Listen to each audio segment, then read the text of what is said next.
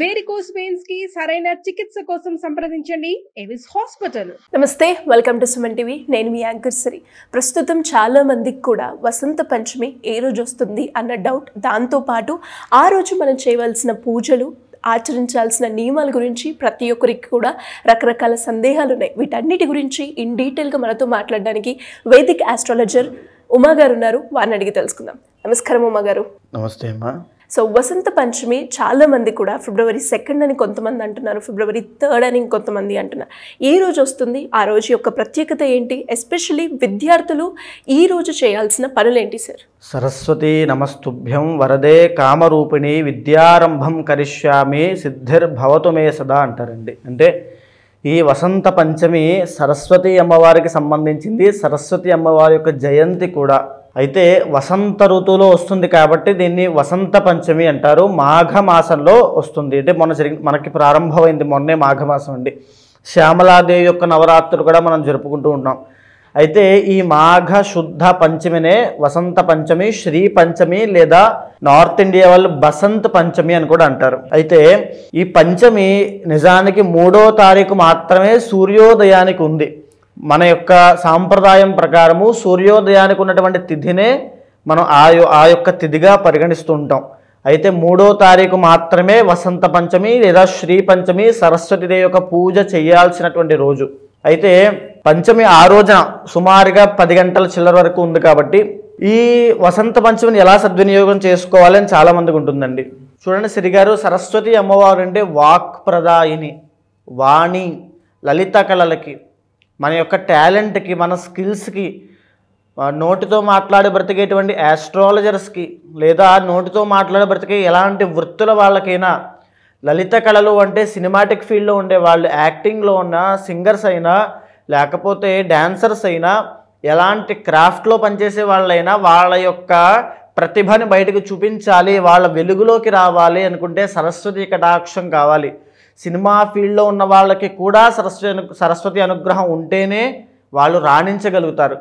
అయితే చాలామంది దసరాలో వచ్చేటువంటి సరస్వతి అవతారం నాడు తెలిసి పూజిస్తుంటారు, కానీ ఈ సరస్వతీదేవి యొక్క పంచమిని సరిగ్గా తెలియక చాలామంది సద్వినియోగం చేసుకోలేకపోతున్నారు. అయితే ముఖ్యంగా చిన్నపిల్లలు, అక్షరాభ్యాసం ఇంకా చిన్నపిల్లలకి కాలేదు అనుకోండి, ఈ వసంత పంచమి నాడు కనుక అక్షరాభ్యాసం చేయిస్తే అద్భుతమైన విద్యావంతులుగా తయారవుతారు.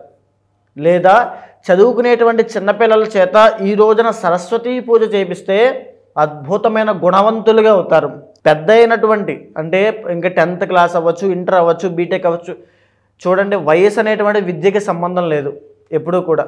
అలా చదువుకునేటువంటి ఎవరైనా సరే సరస్వతీ పూజ చేయడం వల్ల వ్యసనాలు బారిన పడకుండా, చెడు సహవాస దోషం పట్టకుండా, వాళ్ళు విద్య మీద మాత్రమే కాన్సన్ట్రేట్ చేసే విధంగా, వాళ్ళ గుణగణాలు ప్యూర్గా ఉండే విధంగా సరస్వతి అమ్మవారి యొక్క కటాక్షం లభిస్తూ ఉంటుంది. అయితే ఏం చేయాలంటే ఎలాంటి వారైనా సరే ఆ రోజున ముందుగా సూర్యోదయం కన్నా ముందే నిద్ర లేవాలి. ఆడవాళ్ళు అయితే సూర్యోదయం కంటే ముందుగా నిద్రలేచి ఇంటి ముందు ముగ్గు వేసుకుని ఇల్లంతా శుభ్రం చేసుకునేటువంటి కార్యక్రమాలు, నిత్యం చేసుకునే కార్యక్రమాలన్నీ కూడా సూర్యోదయం కన్నా ముందే జరగాలి. మగవాళ్ళు అయితే వారి యొక్క ఈ కార్యక్రమాలన్నీ పూర్తయిన తర్వాత స్నానం ఆచరించి తల స్నానం చేసి తరువాత వాళ్ళ పూజా మందిరంలో ఏదైతే తెల్లటి బియ్యం ఉంటాయి కదండి, అమ్మవారికి తెల్లని పదార్థములు అంటే చాలా ఇష్టం సిరిగారు. సరస్వతి అమ్మవారికి తెల్లటి బియ్యం మీద ఒక తెల్లటి వస్త్రం వేసి తెల్లటి బియ్యం పోసి అమ్మవారి వెండి విగ్రహం ఉంటే వెండిది పెట్టండి. లేదు, శక్తి లేదు అనుకుంటే మట్టి విగ్రహం అయినా పర్వాలేదు, మట్టి విగ్రహం లేదు, అంత తయారు చేసే ఓపిక లేదు అనుకుంటే ఒక ఫోటో, ఒక పటమైనా పర్వాలేదు పెట్టుకుని అమ్మవారి ముందు ఆ బియ్యం ముందు స్వస్తిక్ వేసి, తెల్లటి వరిపిండితో స్వస్తిక్ వేసి, ఓంకారం వేసి, కలశ వేసి ఆ మూడిటికి ఆరాధన చేసి, ఆ తరువాత సరస్వతి అమ్మవారికి ఆరాధన చేసి తెల్లని పాలు, తెల్లని పెరుగు, తరువాత తెల్లని పాయసము, తరువాత తెల్లని పదార్థములు, తీపి పదార్థములు ఏమైనా సరే నైవేద్యం పెట్టినట్లయితే, తరువాత ధూప దీప నైవేద్యములు, హారతి, ఇవన్నీ యథాశక్తిగా ఆచరించినట్లయితే, ఎవరితో అయినా మీ పిల్లలతో ఆచరింప చేయగలిగితే అక్కడి నుంచి సరస్వతి కటాక్షం కలుగుతుంది. విద్యావంతులుగా అవుతారు. వ్యసనాలు ఉన్న వాళ్ళు వ్యసనాలను వదిలేసి సరస్వతి కటాక్షం లభిస్తూ ఉంటుంది. తర్వాత నోరు తిరగట్లేదు, మాట మాట్లాడట్లేదు, నత్తి ఉంది, జ్ఞాపక శక్తి లేదు, చదివింది వంట పట్టట్లేదు, ఉత్తీర్ణత శాతం పెరగట్లేదు. అలాగే ఎన్నో సంవత్సరాల నుంచి లాంగ్ టర్మ్లు అంటూ షార్ట్ టర్మ్లు అంటూ ఆ ఇన్స్టిట్యూషన్ చుట్టూ తిరుగుతూనే ఉంటున్నారు తప్ప ఆ బ్యాంక్ ఉద్యోగం అవ్వచ్చు, ఆ గవర్నమెంట్ ఉద్యోగం అవ్వచ్చు, అందులో వీళ్ళు సెలెక్ట్ అవ్వడం అనేది జరగట్లేదు. ఎందుకంటే ఆ సరస్వతి కటాక్షం అనేది లభించట్లేదు. సంవత్సరాల తరబడి ఆ కోర్సులు కట్టడము, లాంగ్ టర్మ్లు షార్ట్ టర్మ్ తిరగడమే అవుతోంది. అలాంటి వారు ప్రతి ఒక్కరూ కూడా ఆ రోజున సరస్వతి అమ్మవారికి పూజ చేయండి. యథాశక్తిగా మీ ఇంట్లోనే ఆచరించండి. ఒక్క మాట గుర్తుపెట్టుకోండి, మీరు చేస్తూ ఉన్నా, మీ ఇంట్లో మీ పిల్లలతో చేపిస్తూ ఉన్నా, ఆ రోజు మీ పూజ యథాశక్తిగా ఆచరించిన తరువాత తెల్లని ఆవు పాలు తీసుకోండి. ఆవు పాలు తీసుకుని వాటి మీద చెయ్యి వేసి ఓం ఐం వాణ్యై నమః అనేటువంటి మంత్రం ఉంటుంది, వాణీదేవి యొక్క మంత్రము. ఇప్పుడు నేను చెప్పిన మంత్రమే ఆ మంత్రాన్ని పైన చెయ్యి వేసి 27 సార్లు అభిమంత్రించి తరువాత ఆ పాలను సేవించండి, తాగండి. అమ్మవారి యొక్క అనుగ్రహం కలుగుతుంది. మన వాక్ దోషాలు ఏమైనా ఉంటే పోతాయి. అంటే మనం చేసుకునేటువంటి చిన్న దోషాల వల్ల మనకి ఎంతో వాగ్దోషం అనేది పడుతుంది. ఆ వాగ్దోషాలు ఏమైనా ఉంటే అవి పోతాయి.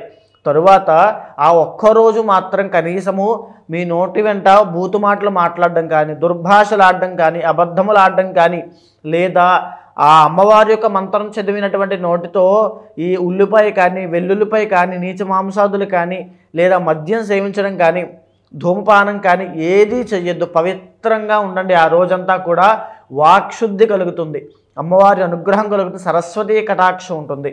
ఎస్పెషల్లీ ఈ వసంత పంచమి రోజున ఏ రాశుల వారికి ఎలా ఉండబోతుంది, వాళ్ళు చేసుకోవాల్సిన పరిహారాలు ఏంటి గురుగారు? ఇప్పుడు నడిచేది సరస్వతి కటాక్షం లభించేటువంటి వసంత పంచమి. ఈ వసంత పంచమి కూడా శ్యామలాదేవి యొక్క నవరాత్రుల్లో వస్తుందండి. మనం బాగా గమనిస్తే. సో మన శ్యామలాదేవిని ఎప్పుడూ కూడా ఏం కోరుకుంటామండి?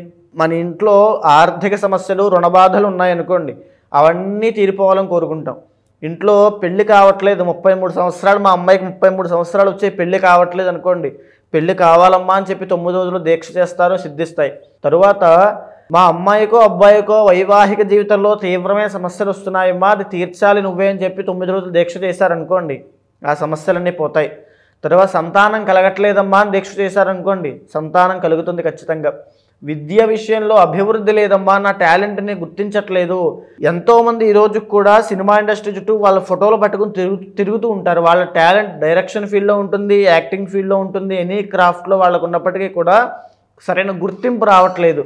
ఆ గుర్తింపు రావాలి అంటే సరస్వతి కటాక్షం కావాలి. అలా సరస్వతి కటాక్షం కావాలమ్మా అని చెప్పి మనం 9 రోజులు చేస్తే ఆ కటాక్షం లభిస్తూ ఉంటుంది. అయితే మరీ ముఖ్యంగా ఏ రాశుల వాళ్ళకి ఇలాంటి ఇబ్బందులు ఉన్నాయి? మరీ ముఖ్యంగా వృషభ రాశి అండి. ఎందుకంటే గత 2 సంవత్సరాలుగా కంటక శని ప్రభావంతో వృత్తి వ్యాపారాల్లో తీవ్రమైన ఇబ్బందులు వాళ్ళు పడుతున్నారు. కాబట్టి వృషభ రాశి వాళ్ళు తప్పకుండా ఈ యొక్క వసంత పంచమిని సద్వినియోగం చేసుకోండి. ఇంకా ఎక్కువగా ఎఫర్ట్స్ పెట్టండి అమ్మవారి మీద. మీ భక్తి శ్రద్ధలు అనేటివి ఇంకా ఎక్కువ పెట్టండి. ఇంకా అమ్మవారికి ఎక్కువ సమయం కేటాయించండి. ఉదయము సాయంత్రం లలితా సహస్రనామం పారాయణ చేయండి, లేదా శ్యామలా దండకం పారాయణ చేయండి. శ్యామలాదేవి కూడా సరస్వతి స్వరూపమేనండి. శ్యామలా దండకాన్ని ఎప్పుడైతే పొద్దున్న సాయంత్రం పారాయణ చేస్తామో తీవ్రమైనటువంటి అద్భుతమైనటువంటి ఫలితము ఆ రోజున చేయడం వల్ల కలుగుతుంది. ఇకపోతే కర్కాటక రాశి వాళ్ళు, కర్కాటక రాశి వాళ్ళకి అష్టమ శని నడుస్తూ ఉండడం వల్ల తీవ్రమైన ఆర్థిక సమస్యలు, రుణబాధలతో చాలా ఇబ్బంది పడుతున్నారు. వాళ్ళు కూడా వసంత పంచమి నాడు కనుక లలితా సహస్రనామాన్ని పారాయణ చేసి శ్యామలా దండకంతో పాటు ఎవరైనా ఉపాసకులు ఉన్నట్లయితే వాళ్ళతో శ్యామలాదేవి యొక్క హోమం కానీ, సరస్వతి హోమం కానీ మీ ఇంట్లో జరిపించండి. అద్భుతమైనటువంటి రెమెడీ ఇది, చాలా విశేషంగా పనిచేస్తుంది. తరువాత వచ్చేసి సింహరాశి వాళ్ళు, మనం ప్రస్తుత గోచారం చూస్తే గోచార సంచారం ప్రకారము ఈ సింహరాశి వాళ్ళకి ప్రస్తుతం కేవలం 2 గ్రహాలు మాత్రమే కలిసి వస్తున్నాయి, యోగిస్తున్నాయి. కాబట్టి సింహరాశి వాళ్ళు కూడా ఈ వారంలో వచ్చేటువంటి శ్రీ పంచమిని సద్వినియోగం చేసుకుని అమ్మవారి కటాక్షం పొందినట్లయితే ఈ నవగ్రహ దోషాలని తొలగిపోతాయి. తరువాత వృశ్చిక రాశి వాళ్ళకి అర్ధ అష్టమ శని అనేటువంటి దోషం నడుస్తోంది. ఈ దోష ప్రభావం వల్ల గత 2 సంవత్సరాలుగా ఏ పనులు ముందుకు వెళ్లకుండా స్తంభించిపోయినట్లుగా, కుటుంబ సభ్యులతో ఒత్తిడిగా, ఆర్థిక సమస్యలతో, రుణబాధలతో ఎన్నో ఇబ్బందులు పడ్డారు, పడుతున్నారు, పడబోతున్నారు మార్చి 30 దాకా. వీళ్ళు కూడా శ్రీ పంచమిని ఉపయోగించుకుంటే శ్యామలాదేవి నవరాత్రుల్లో కనుక లలితా సహస్రనామం పారాయణ చేసినట్లయితే, శ్యామలా దండకాన్ని చదివిన, ఎవరైనా పారాయణ చేస్తున్నప్పుడు అక్కడ కూర్చున్నా, లేదా శ్యామలాదేవి యొక్క దర్శనం చేసుకున్నా, సరస్వతీదేవి దర్శనం చేసుకున్నా విశేషమైన ఫలితాలు ఉంటాయి. ఇకపోతే మకర, కుంభ, మీన రాశుల వాళ్ళు తిరిగారు. మకర రాశి వాళ్ళకి విశేషంగా ఈ యొక్క మార్చి 30 వరకు కూడా ఏలినాటి శని ప్రభావం ఉంది. వెళ్తూ కూడా వీళ్ళకి ఒక శుభకార్యం అనేటువంటిది చేయాలి. సో మకర రాశి వాళ్ళకి ఏలినాటి శని వెళ్ళిపోతూ శుభకార్యం ఖచ్చితంగా చేయాలి. వీళ్ళ ఇంటర్నల్ జాతకంలో కనుక ఏమైనా దోషాలు ఉన్నట్లయితే ఆ అదృష్టాన్ని, ఆ సర్ప్రైజ్ని, ఆ శుభకార్యాన్ని, ఆ శుభాన్ని, మంగళాన్ని మిస్ అవుతారు ఖచ్చితంగా. సో అది మిస్ అవ్వకుండా, ఏమాత్రము ఆ దోషాలు ఇబ్బంది పెట్టకుండా ఈ అత్యంత శక్తివంతమైన శ్యామలాదేవి నవరాత్రిని సద్వినియోగం చేసుకోవాలి. ఇక కుంభరాశి వాళ్ళకి జన్మశని నడుస్తూ ఉంది ఇప్పుడు మార్చి 30 దాకా. ఈ కుంభరాశి వాళ్ళు మరీ ముఖ్యంగా ఆరోగ్యం పట్ల ప్రత్యేకమైన శ్రద్ధ తీసుకోవాలి. వ్యసనాలు అలవాటు ఉన్న వాళ్ళు డబ్బులు నిలబడక ఆస్తులన్నీ అమ్మేసేటువంటి యోగం ఉంది వీళ్ళకి. కాబట్టి అలాంటి ఆపదలేమీ నాకు, నా కుటుంబానికి, మా ఇంటిళ్ళపాటికి రావద్దమ్మా అని చెప్పి 9 రోజుల పాటు శ్యామలాదేవి నవరాత్రులు చేయాలి. చెయ్యలేకపోతే శ్రీ పంచమి నాడైనా సరస్వతీ కటాక్షం కలగాలి అని చెప్పి చేస్తే అమ్మవారి యొక్క జ్ఞాన ప్రచోదనాన్ని చేస్తుంది. ఏది ఆలోచన చేయాలి, ఏది ఆలోచన చేయకూడదు, ఎప్పుడు ఎలాంటి నిర్ణయం తీసుకోవాలో అమ్మవారు డిసైడ్ చేస్తుంది. కాబట్టి కుంభరాశి వాళ్ళు తప్పకుండా ఆచరించాలి.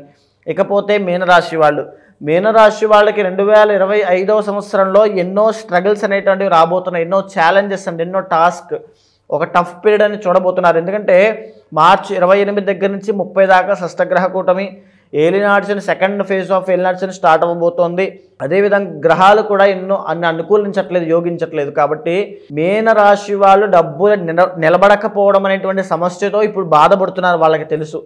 సో వాళ్ళు కూడా శ్యామలాదేవి నవరాత్రులను సద్వినియోగం చేసుకుని శ్రీ పంచమి నాడు కనుక, ఎందుచేత అంటే మీనరాశి అంటేనే ఒక కాస్మిక్ హౌస్ అండి, కాస్మిక్, అది మీనరాశి కాస్మిక్ రాశి.